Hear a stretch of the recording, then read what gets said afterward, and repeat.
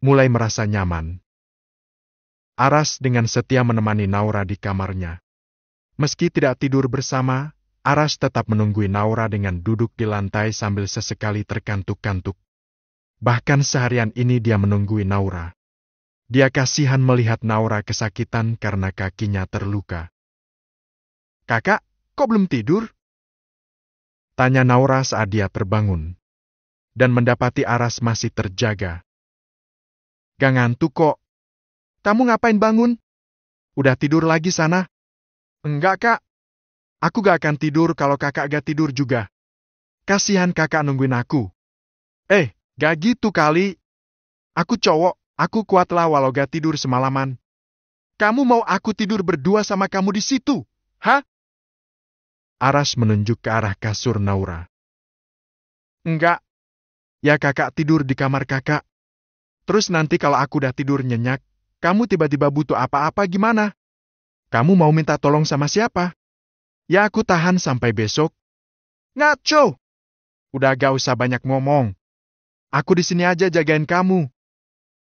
Aras bersikuku untuk tetap berada di kamar Naura. Beberapa detik kemudian dia sudah masuk ke alam mimpinya. "Gimana aku bisa tidur? Kak Aras ngoroknya kenceng banget." "Haf!" Naura mencoba menutup telinganya dengan bantal. Tapi tidak berhasil. Dia masih mendengar suara dengkuran Aras. Akhirnya dia hanya bisa diam menatap Aras yang sedang tidur. Lagi tidur ngorok aja masih cakep ya. Andai saja. Astagfirullah Naura. Kamu ini mikirin apa sih? Naura menyesal karena dia sempat berpikir yang macam-macam. Dia yakin Aras tidak mungkin tertarik padanya. Seperti yang diucapkan laki-laki itu beberapa waktu yang lalu.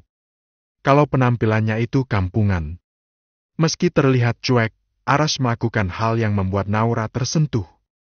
Laki-laki itu mau menjaganya di saat dia kesakitan seperti ini. Duh, pengen pipis lagi. Kenapa harus di saat seperti ini sih? Naura melihat jam di layar ponselnya. Jam 11 malam. Malam masih lama. Aku harus bisa sendiri. Kasihan ke Aras. Dia capek. Dia butuh istirahat. Naura kemudian duduk dan mencoba untuk turun dari tempat tidur. Kakinya yang kena pecahan piring tadi memang masih sakit. Tapi dia tidak mau mengganggu Aras. Aduh! Naura berjinjit-jinjit agar bagian yang sakit itu tidak menginjak lantai. Dia berjalan pelan-pelan menuju ke kamar mandi. "Lah, kenapa gak bangunin aku?" Ucapan Aras itu mengagetkan Naura yang hampir saja sampai di kamar mandi. "Insya Allah aku bisa, Kak. Cuma mau pipis saja kok. Kasihan ke Aras kayaknya capek." "Jangan begitu, Naura. Kamu tuh lagi sakit. Mau aku bantu ke kamar mandi?" "Enggak, Kak. Gak usah. Aku bisa kok." Aras akhirnya membiarkan Naura masuk ke kamar mandi sendiri. Dia tetap menunggui Naura di luar dan memastikan istrinya itu bisa selamat sampai kembali ke kamar lagi. "Hati-hati, Ra. Sakit ya?" "Sedikit, Kak. Udah aku gendong aja ya. Biar gak sakit." Dengan cepat Aras tiba-tiba membopong tubuh Naura dan membawanya ke kamar. "Kak!" Naura ngeri berada di gendongan Aras. Dia lalu spontan melingkarkan kedua tangannya di leher Aras. "Sudah jangan cerewet." Aras kemudian meletakkan Naura di atas tempat tidur. Dia lalu memeriksa kaki Naura yang sakit. "Au! Sakit, Kak. Besok kita periksain lukamu ya. Aku takut infeksi. Kamu juga masih pucat. Kamu pasti sakit." "Enggak, Kak. Aku baik-baik saja. Gak usah berobat. Uangnya disimpan aja." "Ra, jangan mikirin uang terus deh. Uang itu bisa dicari. Kita harus waspada. Setidaknya lebih cepat diobati lebih baik. Kalau nunggu parah dulu malah nanti biayanya tambah mahal. Ini kakimu agak bengkak loh. Kamu harus nurut. Besok kita periksa." "Ya sudah, Kak." Naura hanya bisa pasrah dengan keputusan Aras. Keesokan harinya, Aras menunda untuk menarik ojek. Dia mengutamakan Naura untuk memeriksakan ke klinik terdekat. Ya, sementara dia hanya bisa pergi ke klinik agar biayanya tidak terlalu mahal. Tadi pagi Aras pergi ke rumah Bu Yuni untuk mencari tahu di mana letak klinik terdekat. Hati-hati ya Mas Aras. Semoga Mbak Naura tidak kenapa-napa. Iya, Bu, makasih. Saya pergi dulu ya. Aras memboncengkan Naura di belakangnya. Sesekali dia melihat Naura dari kaca spion. Walau tidak terlalu jelas, setidaknya dia tahu kalau Naura masih ada di belakangnya. Alhamdulillah sampai juga di klinik. Kamu harus segera diperiksa, Ra. Aku udah gak apa-apa, Kak. Udah deh, Ra, gak usah bandel. Gak akan disuntik. Gak usah takut. Aras memarkirkan motornya, lalu membantu Naura turun. Bukan masalah disuntik atau enggak. Naura hanya bisa pasrah. Dia enggan berdebat lagi dengan Aras.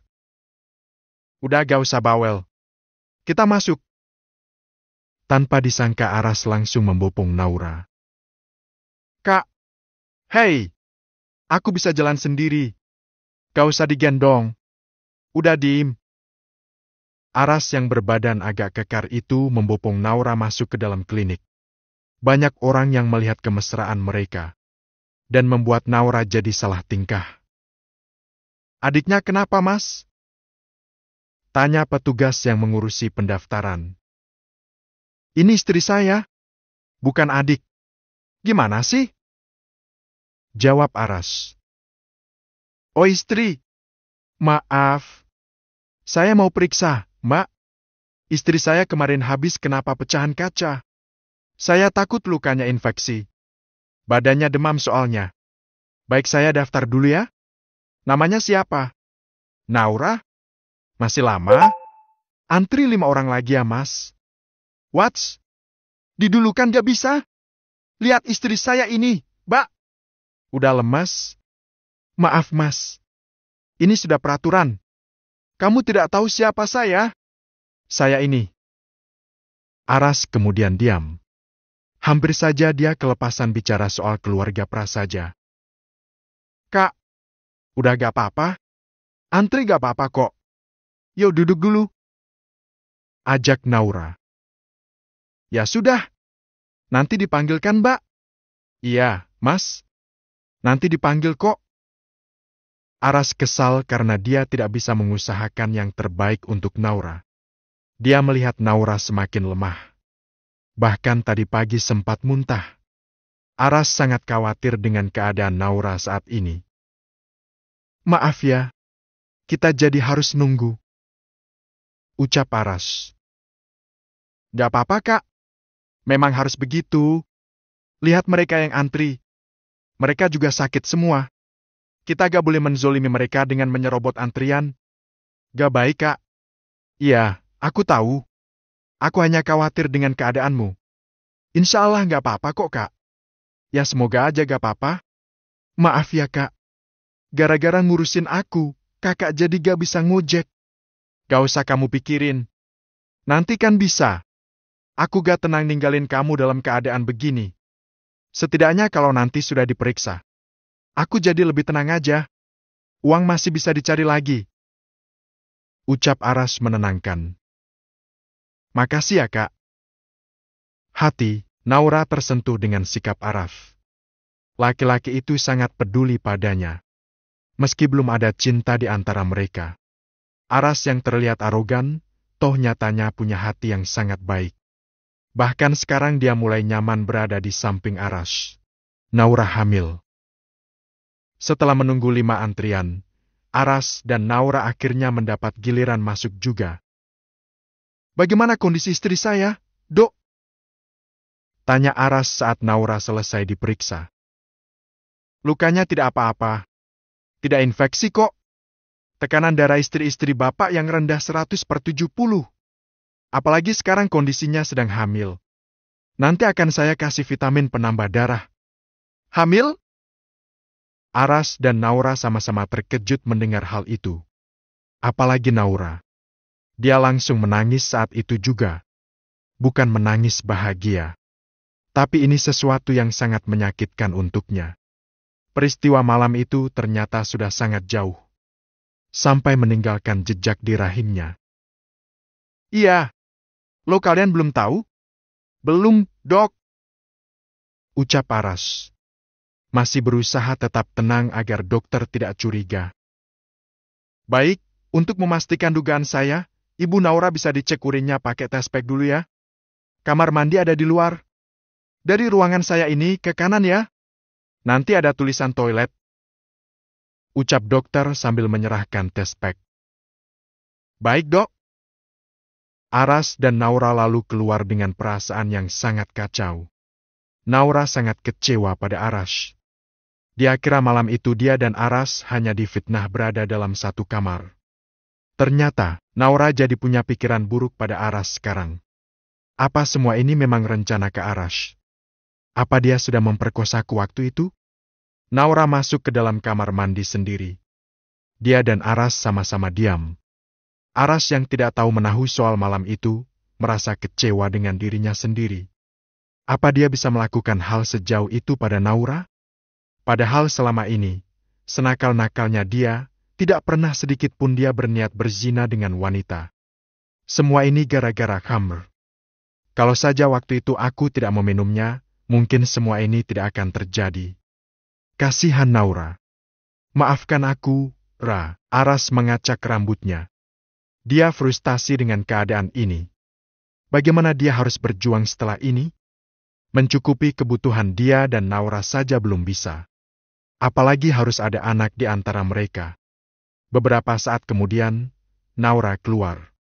Dia langsung menuju ke ruang dokter dan mengabaikan Aras. Dia sekarang sangat membenci Aras. Apalagi dengan hasil tes yang sekarang ada di tangannya. Gimana, Ra? Apa hasilnya? Tanya Aras sambil berusaha mensejajari langkah Naura. Naura tidak menjawab. Dia langsung masuk menemui dokter lagi. Ini, Dok. Naura menyerahkan alat tes kehamilan pada dokter. Tuh kan benar dugaan saya. Selamat ya, Pak, Bu. Kalian akan segera menjadi orang tua. Untuk memastikan usia kehamilan harus menggunakan USG ya. Kalian bisa langsung ke dokter kandungan saja. Karena di sini tidak ada dokter spesialis kandungan. Iya, Dok. Terima kasih. Kami akan segera ke dokter kandungan untuk memeriksa istri saya. Aras berusaha untuk tetap tenang. Meski sebenarnya dia bingung dengan keadaan ini. Setelah mendapat resep dari dokter, dia dan Naura langsung ke kasir untuk membayar dan ke apotik untuk menebus obat. Semuanya 120.000. Ini, Mbak. Ucap Aras sambil menyerahkan sejumlah uang. Aras dan Naura duduk diam berdua di ruang tunggu sambil menunggu antrian obat. Naura masih saja mendiamkan Aras. Sedangkan Aras juga tidak berani memulai pembicaraan lebih dulu. Dia ingin membicarakan masalah ini. Tapi tidak di tempat umum seperti ini. Akhirnya dia hanya bisa diam. Dan harus sabar sampai nanti mereka sampai di rumah. 1 jam kemudian, Aras dan Naura sudah sampai di rumah kontrakan mereka. Setelah mencuci kaki, Naura langsung masuk ke kamarnya. Dia menangis di sana. Aras hanya bisa memandangi Naura dari ambang pintu. Dia menyibak gorden dan berdiri dia menatap Naura yang sedang menangis. Apa ini semua memang rencanamu, Kak? Kakak sudah memperkosaku? Kakak kejam. Sangat kejam. Merekayasa semuanya seolah kakak juga korban. Padahal kakaklah pelakunya. Ucap Naura sambil menangis.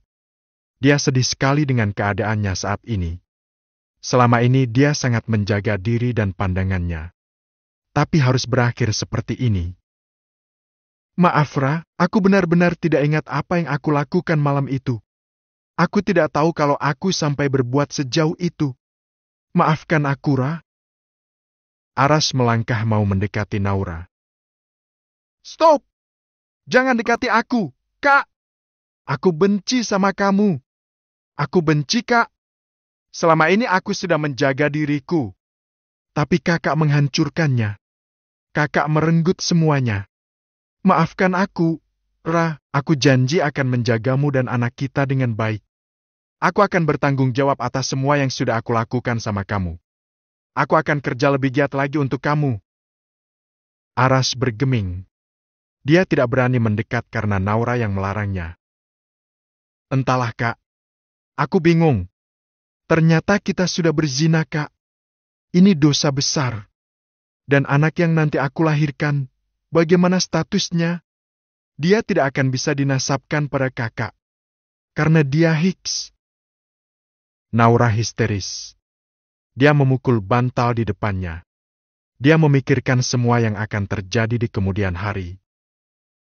Semoga anak kita laki-laki. Agar dia tidak perlu malu saat menikah nanti. Karena tidak bisa dinasabkan denganku. Aras memberanikan diri mendekati Naura. Dia tidak bisa membiarkan istrinya menanggung beban ini sendiri. Karena dia yang bersalah. Tapi Naura yang soleh harus menanggung masalah ini. Aku janji akan menjagamu. Aras memeluk Naura dengan erat. Kali ini Naura tidak menolak. Dia malah mengeratkan pelukannya. Dia menangis di dada Aras. Apa aku banyak dosa? Sampai aku harus menghadapi masalah sebesar ini, Kak? Apa salahku sama kakak? Hush! Sudah jangan salahkan dirimu. Aku yang salah. Aku akan bertanggung jawab. Aku akan bersaksi di akhirat nanti. Kalau akulah yang salah. Bukan kamu. Kalau ada yang masuk neraka, itu aku orangnya, bukan kamu. Tolong maafkan aku. Aku tahu kamu sangat menjaga marwahmu. Aras mengusap kepala Naura yang tertutup jilbab. Matanya juga berkaca-kaca. Betapa jahatnya dia pada Naura. Hicks. Sudah jangan menangis lagi. Kamu harus bahagia. Karena kamu sedang mengandung anakku. Orang hamil kan harus bahagia. Ya kan? Kata mamaku sih gitu. Aras melepaskan pelukannya. Dia menatap Naura dengan lembut. Kak, aku ternyata kotor. Sudah jangan bilang begitu, kan sudah aku bilang. Ini bukan salahmu. Tapi salahku. Sekarang kamu mau makan apa? Aku belikan ya. Udah waktunya makan siang. Setelah itu aku ngojek lagi ya. Aku mau cari uang yang banyak untuk kamu dan anak kita. Aras memaksa senyumnya agar bisa menenangkan hati Naura. Bagaimana dengan kuliah kakak? Aku masih punya waktu sampai 7 tahun. Tahun ini, aku akan fokus denganmu dan anak kita dulu. Aku akan kerja siang malam demi bisa nabung buat kalian. Oke? Senyum dang. Aku beli makan dulu ya. Aku bisa masak, Kak. Gak usah. Kamu harus istirahat. Gak boleh capek-capek dulu ya. Aras berdiri. Naura akhirnya bisa tersenyum. Dia merasa nyaman dengan sikap Aras yang ternyata sangat melindungi dia. Lebih giat bekerja. Setelah tahu istrinya sedang berbadan dua, Aras lebih giat lagi bekerja. Dia kerja dari pagi hingga malam agar nantinya punya banyak tabungan saat anaknya lahir. Penyesalan menjadikan dia pria yang lebih bertanggung jawab. Menjaga Naura dengan segenap jiwanya. Setidaknya ini bisa sedikit menebus kesalahannya pada Naura. Meski tidak akan bisa sampai kapanpun. Naura, lihat nih aku bawa apa. Aras menunjukkan bungkusan plastik yang dia bawa pulang seusai ngojek. Apa itu, Kak? Baunya enak banget. Mata Naura berbinar saat melihat suaminya pulang dengan membawa oleh-oleh di plastik. Ayam goreng. Aku beli di warung Lamongan. Aromanya enak banget kan? Ayo makan. Aku cuci kaki dulu ya. Aras meletakkan bungkusan plastik tadi di atas meja. Dia lalu masuk ke kamar mandi untuk mencuci kaki dan mencuci mukanya. Naura segera mengambil piring di dapur. Dan sekaligus mengambil nasinya. Ambil satu aja buat kamu. Ucap Aras saat keluar kamar mandi. Lo kakak gak makan? Aku udah makan tadi. Maaf ya aku makan duluan soalnya perutku udah lapar. Makan apa? Makan yang sama denganmu. Ucap Aras. Dia berbohong agar istrinya tidak tanya-tanya lagi. Aku gak mau makan, Kak. Aku yakin kakak gak makan ayam goreng. Sok tahu. Udah ayo aku temenin makan. Kamu harus banyak makan biar anak kita juga sehat. Aku juga udah makan tadi, Kak. Aku tadi masak telur. Ya sekarang makan lagi. Aku maunya kita makan berdua. Naura memanyunkan bibirnya. Dia yakin dengan pura-pura ngambek, Aras akan memenuhi permintaannya. Ya sudah, kita makan berdua. Sepiring berdua saja biar romantis. Aras mengambil sepiring nasi dari tangan Naura. Lalu mereka berdua duduk di ruang tamu. Makasih ya, Kak. Buat apa? Udah beliin aku ayam goreng. Dari tadi emang aku pengen banget makan ayam goreng. Sama-sama. Makanya ayo makan yang banyak. Habiskan ya. Tapi Kak, kalau bisa jangan beli makanan terus. Lebih baik uangnya ditabung kan? Gak apa-apa sekali-kali. Lagian ini juga aku beli dari uang tip para customer kok. Uang hasil ngojek gak aku pakai. Hari ini alhamdulillah Ra, dapat 180.000 tadi. Alhamdulillah. Kakak pasti capek ya? Tadi kakak berangkat jam 6 pagi. Jam 9 malam baru sampai rumah. Gak apa-apa. Demi kamu dan anak kita. Aku harus lebih giat lagi bekerja. Ra, aku sudah banyak salah sama kamu. Setidaknya aku mau sedikit saja menebus salahku dengan membahagiakanmu. Aras meletakkan sendoknya. Kita sama-sama salah, Kak. Kita melakukannya tanpa sadar. Aku juga sama sekali tidak ingat apa yang terjadi malam itu. Naura juga kehilangan selera makannya. Setiap mengingat kejadian itu, dia merasa sedih dan merasa kotor. Aku gak merasa melakukan apa-apa. Tapi kenapa bisa kamu hamil? Jadi kakak pikir aku hamil sama siapa? Kakak nuduh aku berbuat sama orang lain? Tangis Naura tiba-tiba pecah. Dia langsung masuk ke dalam kamarnya. Dia menangis di sana. Dia tahu harga dirinya memang sudah hancur. Ditambah sekarang Aras meragukannya. Aras terkejut saat melihat Naura meninggalkan dia. Padahal nasi dan ayamnya masih lumayan banyak. Dia meninggalkan nasi dan ayam. Lalu menyusul Naura ke kamar. Maaf Ra, aku bukannya meragukan. Aku yakin kok itu anakku. Aku hanya bilang tidak ingat apa-apa karena aku tahu aku berada di bawah pengaruh alkohol waktu itu. Kurang ajar memang si Mario itu. Dia udah bikin aku mabuk. Apa mungkin dia ada sangkut pautnya dengan masalah ini? Aras masih berdiri di ambang pintu kamar Naura. Sudahlah, Kak. Aku gak tahu. Naura memalingkan wajahnya.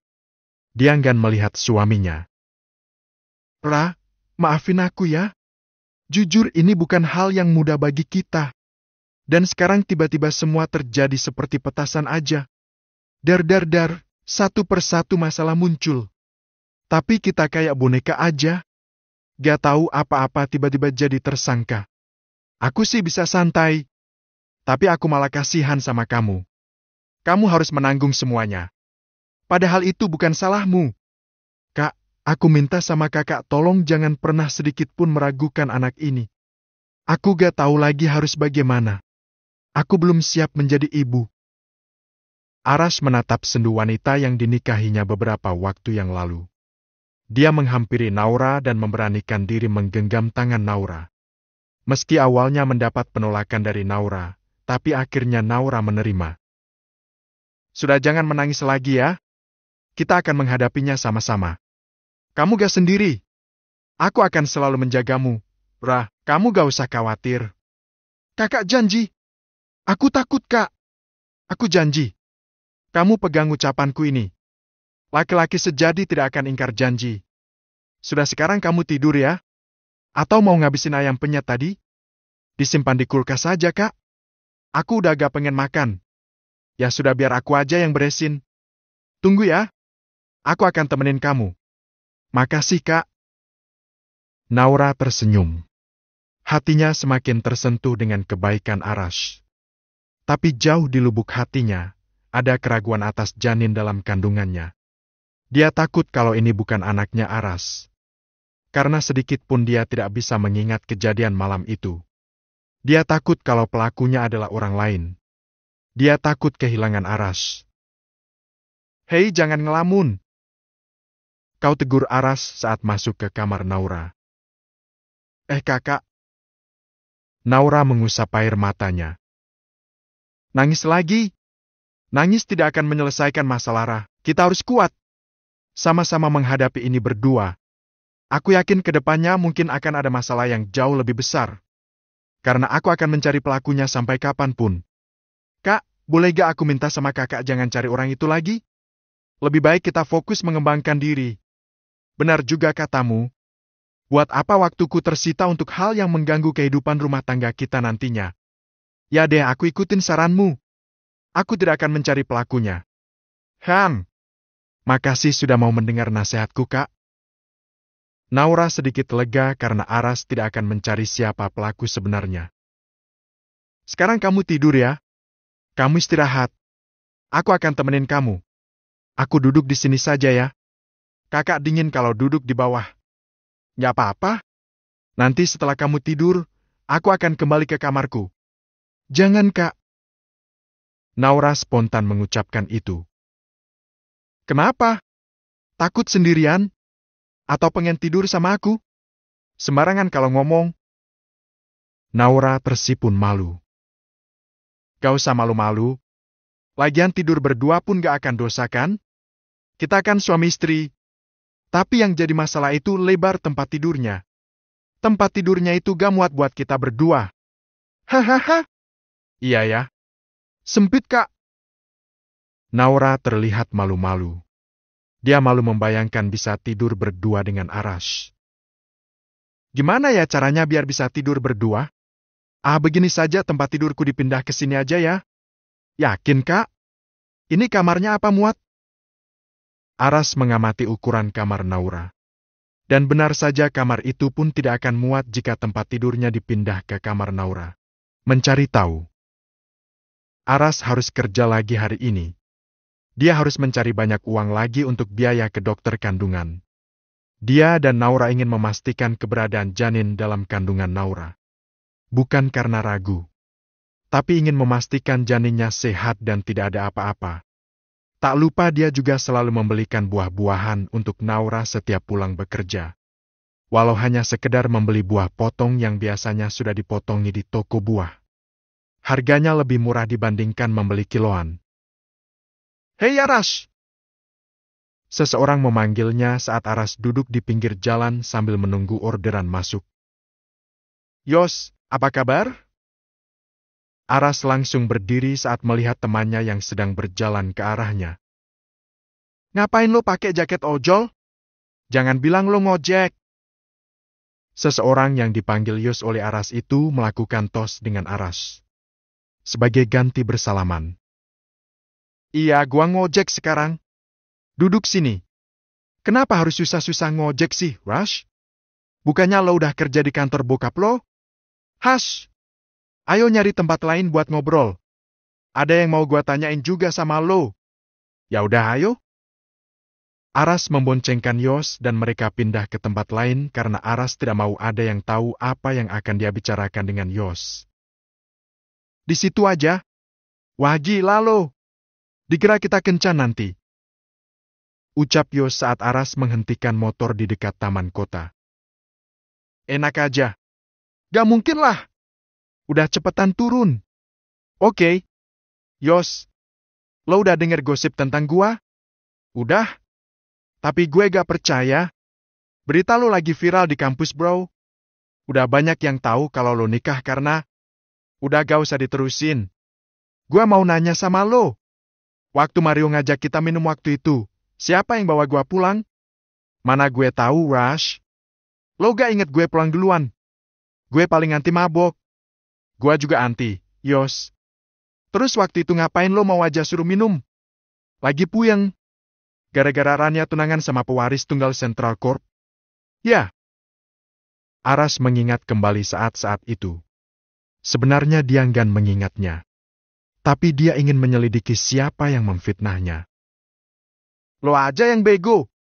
Udah tahu pemilik pondok pesantren malah minum. Allah marah sama lo, Rush." "Iya, gua tahu. Ini adalah hukuman buat gua. Yos, gua cuma mau tahu apa Mario ada sangkut pautnya sama kejadian kemarin itu? Apa dia yang ngebug gua? Gak tahu kalau soal itu. Gua gak mau asal nuduh. Dosa. Saudara kembar lu sekarang populer gak ada lawan. Jadi CEO di Prasaja Group. Udah biarin aja. Gua yakin Arfan memang pantas kok jadi pemimpin. Gak kayak gua. Woi bro. Sejak kapan Aras jadi lembek begini? Minder lagi. Gak menurut gue Arfan gak cocok. Ngatain saudara gua lo. Gak ada yang percaya kalian saudara kembar. Karena kalian gak pernah barengan. Tongkrongannya juga beda. Tapi kenyataannya gua dan Arfan kembar. Kalau ada yang nyakitin dia, gua juga bakalan sakit. Cie. Yang punya saudara kembar. Udah deh. Gua mau ngomong sama lo cuma mau nyari tahu aja tentang kejadian malam itu. Sial banget gua. Tenang aja, Wash. Pasti gua bantu. Nanti gua bantu selidiki Mario. Gua bisa diandalkan lah. Makasih, Yos. Lo temen gua. Iya, gua tahu. Hahaha. Keduanya tertawa. Aras merasa sedikit lega karena akhirnya ada sedikit titik terang. Ada seseorang yang mau membantunya. Dia lalu ingat janjinya pada Naura. Kalau dia tidak akan memperpanjang masalah ini. Tidak akan mencari siapa yang memfitnahnya.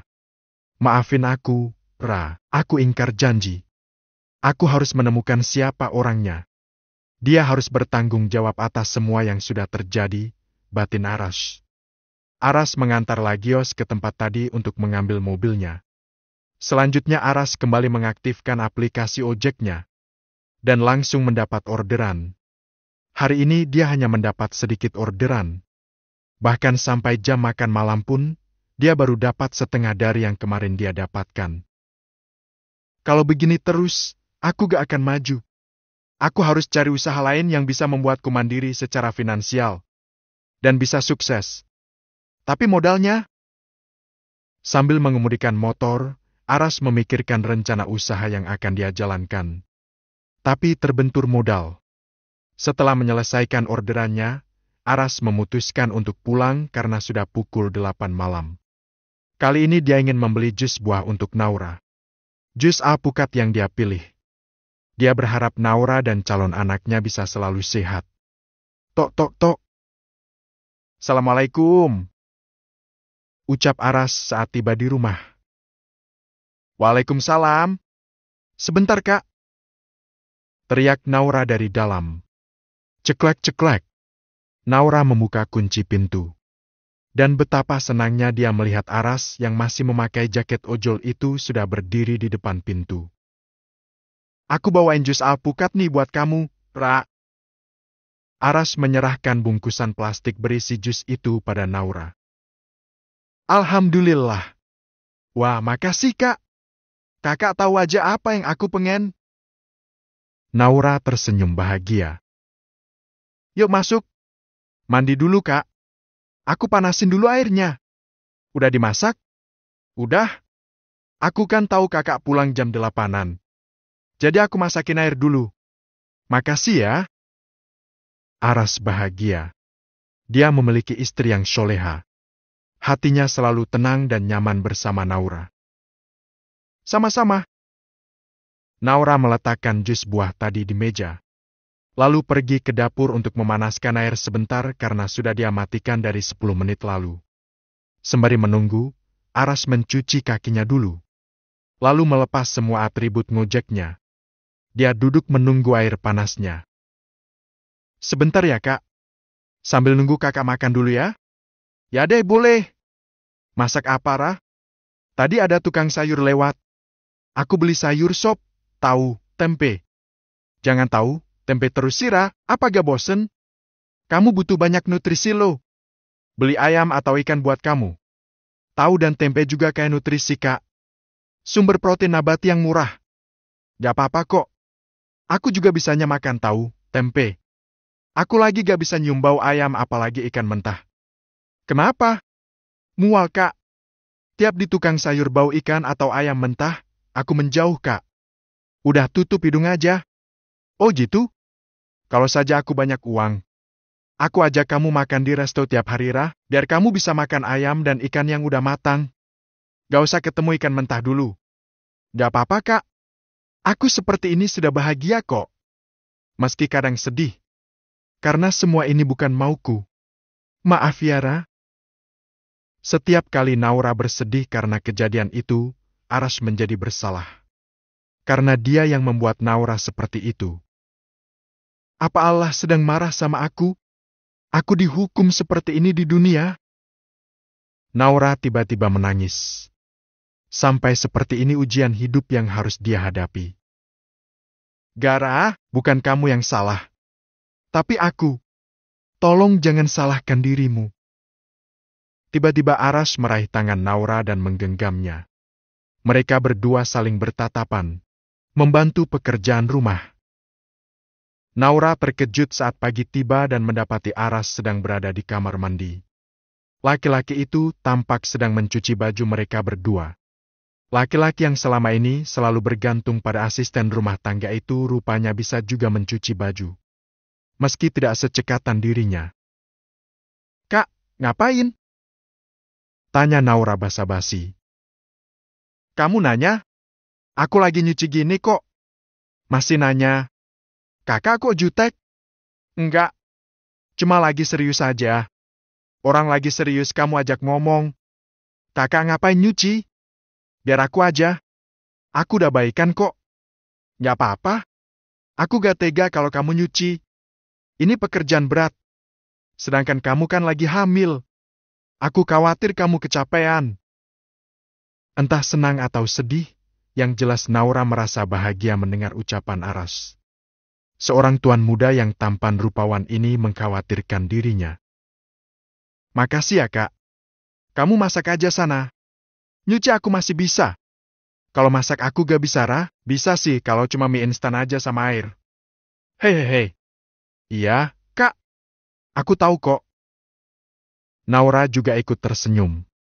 Dia bergegas ke dapur yang bersebelahan dengan kamar mandi. Menyiapkan bahan masakan yang akan dia masak pagi ini. Sayur sop dan tahu tempe. Dia keluarkan dari kulkas. Karena kebetulan dia sudah belanja kemarin. Aras mencuci dan Naura memasak. Sesekali mereka saling bercanda. Membuat keluarga mereka kini semakin hangat. Ternyata bahagia itu gak mahal ya? Cuma bisa ngobrol-ngobrol gini aja udah bikin seneng. Ucap Aras. Ya Kak, semua bisa membuat kita bahagia kalau kita bersyukur. Ya, kamu benar. Sudah selesai nih. Aku ke atas jemur dulu ya. Aras menaruh ember yang berisi baju. Dia menunda menjemur baju karena tergoda dengan aroma masakan Naura. Ya Kak, bentar lagi aku juga selesai kok masaknya. Masak apa sih? Wangi banget. Tiba-tiba Aras mendekati Naura. Dia melihat apa yang ada dimasak oleh Naura. Sayur sop dan tahu tempe, Kak. Gak apa-apa kan? Gak apa-apa. Apa aja. Yang penting buat kamu dan anak kita aja. Aku sih sekarang apa aja doyan kok. Aras melirik Naura. Dia menyomot tempe goreng yang baru saja matang. Tuan muda, makan sambil duduk ya. Pasti lupa baca doa tuh. Goda Naura. Aps. Iya maaf Bu Ustadzah. Aku bantuin ya. Aras buru-buru menghabiskan tempenya. Udah gak usah. Aku bisa sendiri kok, Kak. Katanya mau jemur baju. Kok malah di sini? Iya lupa. Maaf. Aku ke atas dulu ya. Jangan dihabiskan lo tempenya. Nanti selesai jemur, aku lanjutin lagi makannya. Aras mengambil ember dan naik ke atas lewat tangga. Iya, tenang aja. Hati-hati, Kak. Iya. Naura melihat Aras yang sedang menaiki tangga. Tangga sederhana. Tidak ada ruangan di lantai 2. Hanya ada tempat untuk menjemur baju saja. Naura tersenyum karena Aras menyukai masakannya. Bahkan suaminya itu sekarang sudah bisa beradaptasi dengan masakan sederhana. Dia ingat dulu waktu masih bekerja di kediaman prasaja bersama ibunya. Jarang sekali dia melihat Aras makan tahu atau tempe. Sembari menunggu Aras turun, Naura menyiapkan masakannya di atas meja. Masakan sederhana tapi masalah nutrisi sudah cukup memenuhi. Wah, udah siap? Tanya Aras setelah meletakkan ember bekas cuciannya. Dia mengelap tangannya ke celana yang dia pakai lalu buru-buru ke ruang tamu. Udah nih, Kak. Ayo kita sarapan. Asyik. Kayaknya enak. Dari aromanya aja udah menggoda banget. Aras duduk di samping Naura. Mereka berdua saling melempar senyum sebelum mengambil piring masing-masing. Apapun akan terasa nikmat jika dibarengi rasa syukur dan rasa lapar, Kak. Iya nih. Biar aku ambil sendiri. Aras mengambil alih piring yang ada di tangan Naura. Tadinya Naura ingin mengambilkan untuknya. Ya sudah. Naura juga ikut mengambil makanan. Entah kenapa selama menjalani masa kehamilan ini dia merasa senang dengan masakannya sendiri. Lah, makan yang banyak. Biar dedenya juga sehat. Aras spontan mau mengusap perut Naura. Tapi dia tiba-tiba sadar dan segera menarik tangannya. Iya, Kak. Ini aku makan. Naura malu karena Aras mau menyentuh perutnya. Tapi kemudian dia kecewa karena tidak jadi. Gak mual kan? Tanya Aras setelah selesai makan. Alhamdulillah nggak, Kak. Cuma bau-bau tertentu aja yang aku gak suka dan bikin mual. Alhamdulillah. Oh ya, kamu suka susu gak? Nanti kalau pulang ngojek aku beliin susu ya. Mau rasa apa? Tanya Aras yang baru sadar setelah melihat sosial media tentang kesehatan ibu hamil. Tapi aku gak suka susu, Kak. Dari kecil memang aku gak suka susu sapi. Duh, kenapa? Itu kan buat kesehatanmu. Amis, Kak. Aku mual nanti. Naura membayangkan bagaimana kalau dia minum susu. Apa mau dicoba dulu, Ra? Aku beliin yang kecil dulu. Aras masih berusaha membujuk. Enggak, Kak. Beneran. Aku gak bisa minum susu sapi.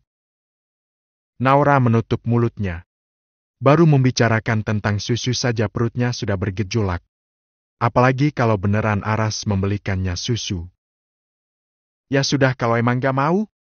Yang penting vitaminnya aja kamu minum ya. Walaupun begini, aku juga tiap ada waktu luang baca-baca tentang kehamilan, Ra, karena aku minim ilmu tentang ini. Tapi kalau kenyataannya kamu gak suka, mau gimana lagi? Maaf ya, Kak. Gak apa-apa kok. Tapi jus buah mau kan? Mau, Kak? Naura akhirnya mau tersenyum. Rasa mualnya mendadak hilang karena membayangkan jus buah. Mau aku beliin jus buah apa nanti? Aku lagi pengen yang esem, Kak. Mangga boleh. Ya deh.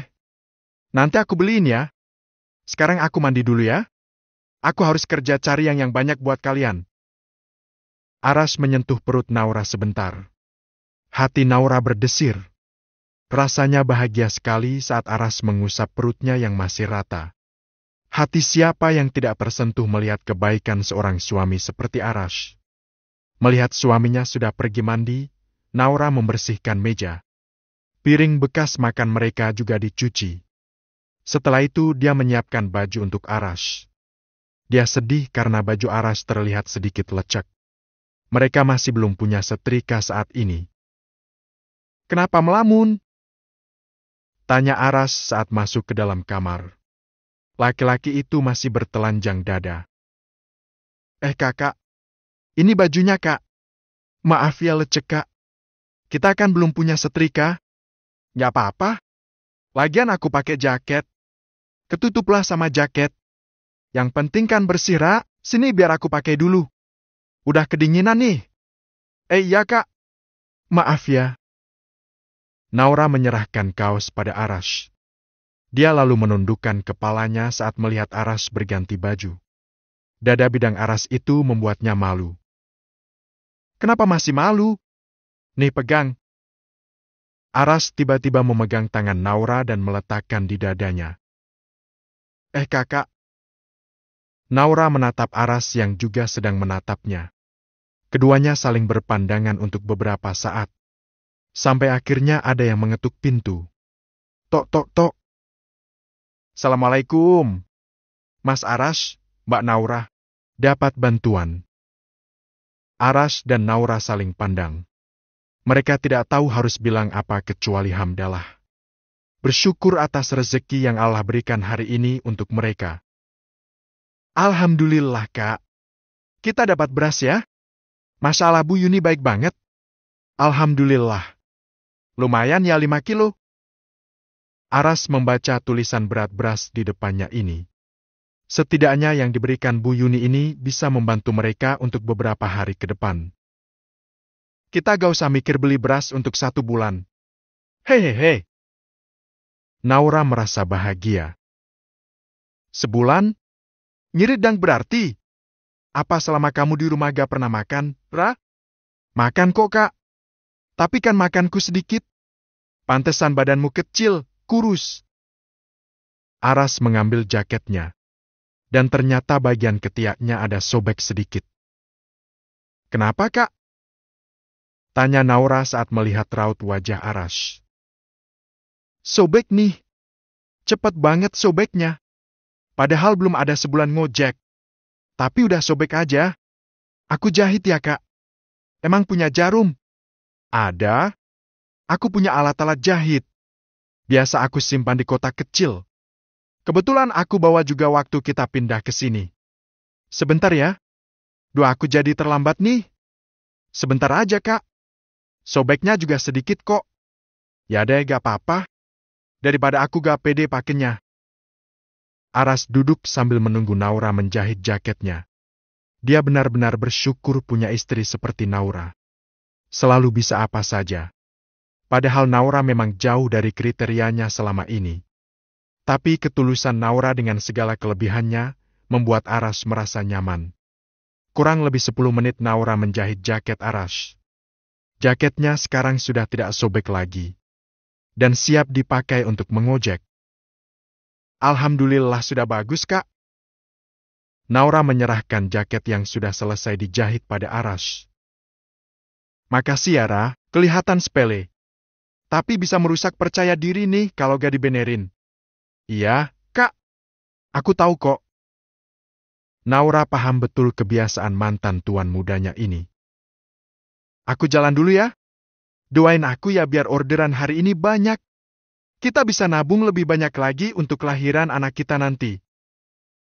Aras kembali mengusap perut Naura. Ini adalah perasaan yang aneh buat Aras. Yang sulit untuk diungkapkan dengan kata-kata. Amin. Semangat ya, Kak. Semoga hari ini rezeki kakak mengalir deras. Amin. Jalan dulu ya. Aras mengulurkan tangannya. Ini adalah pertama kalinya Aras menyuruh Naura mencium tangannya. Dia termenung untuk beberapa saat, sampai akhirnya Aras menegurnya. Hei! Ayo! Ya, Kak! Naura tersenyum lalu mencium punggung tangan suaminya. Lalu Aras berangkat. Tak lupa Aras melambaikan tangan sebelum mengendarai motornya. Seperti biasa Aras akan menunggu orderan di sekitar jalan protokol. Yang kira-kira banyak orang yang pesan ojol. Di situ juga banyak ojol yang sedang mangkal. Tak jarang jika sudah terlalu banyak, mereka dibubarkan oleh petugas keamanan agar tidak mengganggu lalu lintas. Tapi bersyukur kali ini tidak. Tak butuh waktu lama orderan pertama masuk. Dan Aras siap untuk pergi ke lokasi orang yang pesan. Kali ini dia orderannya adalah mengantar paket. Rumah yang besar. Di depannya ada spanduk basreng pedak pedas meledak. Aras yakin dia tidak salah tempat. Karena sesuai dengan alamat yang tertera. Sebelum masuk mengambil paket, Aras sempat melihat banyak sekali orang yang ada di rumah itu. Pagi-pagi begini mereka sudah pada sibuk. Permisi, saya mau ambil paket, Bu. Ucap Aras dengan sopan pada ibu-ibu yang sedang duduk. Mereka semua langsung menoleh pada Aras.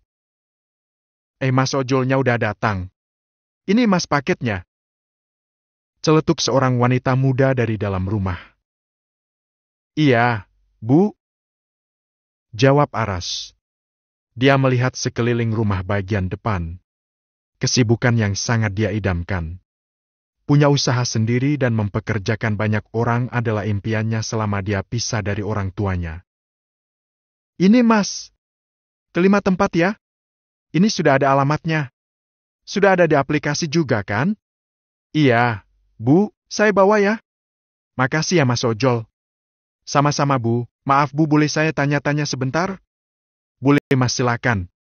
Ibu yang punya usaha basreng ini? Iya Mas. Kalau boleh tahu dulu modal awal berapa Bu? Saya pengen bikin usaha. Tapi modal saya sedikit. Kecil Mas. Dulu modal awal saya cuma 100.000. Saya mulai sejak saya kuliah. Iseng-iseng pertama bikinnya yang beli teman-teman kuliah dulu. Semua butuh proses Mas. Saya merintis usaha ini sudah jalan 3 tahun. Wah hebat ya Bu. 3 tahun sudah sebesar ini. Alhamdulillah semua atas izin Allah. Makasih ya Bu, ilmunya. Saya jadi semangat pengen bisa punya usaha.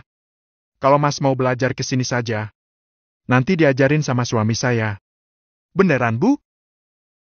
Aras nampak sumringah karena pemiliknya sendiri yang menawarinya. Iya, siapapun boleh belajar. Ibu tidak takut tersaingi? Tidak Mas. Rezeki udah ada yang ngatur. Yang kerja di sini juga rata-rata udah pada bisa bikin kok. Tapi mereka belum siap untuk membuka usaha sendiri. Jadi ya Mas ikut sama saya. Ilmu itu kalau dibagi akan menjadi berkah Mas. Berkah itu gak harus dalam bentuk materi. Jadi saya gak pernah takut rahasia dapur saya diketahui orang lain. Malah saya seneng. Kalau ada orang nganggur, mau belajar dan akhirnya dia jadi punya penghasilan sendiri. Itu suatu kebanggaan tersendiri buat saya. Setidaknya bisa bantu negara ngurangi pengangguran kan? Iya Bu. Bener juga. Kapan-kapan insyaallah saya mau belajar Bu. Saya antar pakai dulu ya Bu. Makasih banyak. Sama-sama Mas. Aras langsung kembali ke motornya. Dia menata paketan ke dalam plastik yang sudah dia bawa dari rumah. Dan siap mengantarkan ke rumah pemesannya. Aras jadi lebih bersemangat lagi untuk berwirausaha setelah berbincang dengan ibu tadi. Modal 100.000 pun bisa. Jika ada niat dan komitmen yang besar. Aras memang lebih tertarik dengan bisnis makanan ketimbang bisnis pasir selika dan kawan-kawannya seperti milik papanya. Dia ingin berbeda. Agar bisa membuktikan kalau dia bisa hidup tanpa bayang-bayang keluarga prasaja lagi. Satu persatu paket sudah diantar ke pemesannya. Kini Aras istirahat sebentar sambil melihat-lihat video tentang usaha di YouTube. Enak kali ya kalau punya usaha seperti ibu tadi. Kalau butuh waktu 3 tahun, berarti nanti anakku umur 3 tahun, usahaku sudah mulai mapan. Aku harus mulai dari sekarang. Biar kelak anakku udah besar, usahaku udah lancar dan mapan. Batin Aras. Membayangkan dirinya akan menjadi seorang ayah, membuat Aras menjadi lebih giat lagi bekerja. Apapun akan dia lakukan demi keluarga kecilnya nanti. Aras akan menyampaikan niatan usahanya ini pada Naura. Dia berharap Naura bisa setuju dan mendukung usahanya ini. Sekarang adalah mencari usaha makanan apa yang cocok untuknya selain basreng. Nanti sampai rumah akan dia diskusikan lagi dengan Naura. Tidur berdua.